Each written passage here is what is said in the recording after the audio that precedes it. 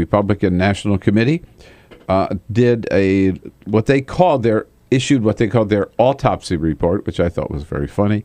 Use of that phrase. You don't do autopsies on people who are still alive.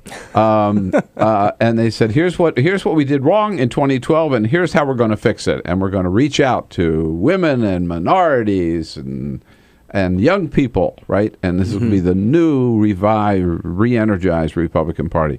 What's happened in the last year? Well, we haven't seen many direct results, but we've seen a lot of investment in these communities. They're actually working very hard to build databases and research for local leaders in ethnic groups throughout the country that they can provide to governors, to folks running for office. So they're basically behind the scenes doing a lot of data building. But are they selling the same old crap? I mean, have they changed their policies so that they're a little more... No, there was very little in the change in policy in that report. Right. But there was, let's talk about it differently. They didn't want to talk negatively about gays as much as they had before. They want to be more careful about how they talk about women.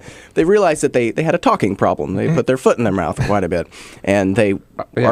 done a lot of sensitivity training to teach them how to talk to certain groups, and they're working on it. But I want to get back to the policies. I mean, seriously, okay.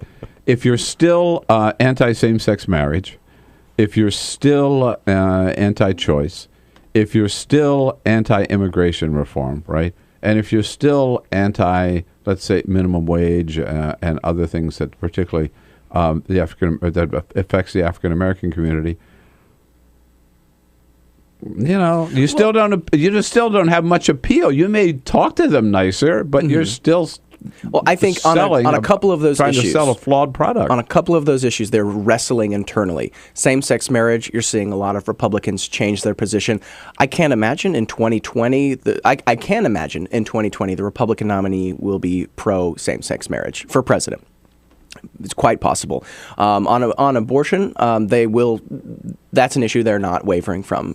The Republican National Committee's having their winter meeting next week, and most of them are going down to the March for Life on Capitol Hill. That's an issue they feel very strongly about, so that's not going. On immigration, as we've seen, you've got a lot of Republicans and a lot of conservative groups, outside groups, influential ones, Koch groups, that are saying pass an immigration bill, pass comprehensive immigration reform that also has a pathway to citizenship. So on gay marriage, immigration, no, it's not entrenched. Yeah. On a couple of the other issues, yes, but they're having an internal debate right now. Quick comment from Twitter, because we're on Twitter at BP Show. Okay, Chris, I'm sure this isn't personal, but Rob Teed says, this guy is delusional.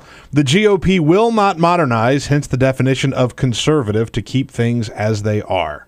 That's nice. But no, I mean... I don't think you're delusional. I don't think I'm delusional either, but they are seeing certain issues where you have large minorities within the party that are adjusting and pulling them in that direction. They're not moving in lockstep, and we're seeing that fight played out in what some people call GOP civil war. There's a reason that we write those headlines, because it's happening. Right. I think they're delusional to think that they can actually improve their standing in those communities unless they change their policy.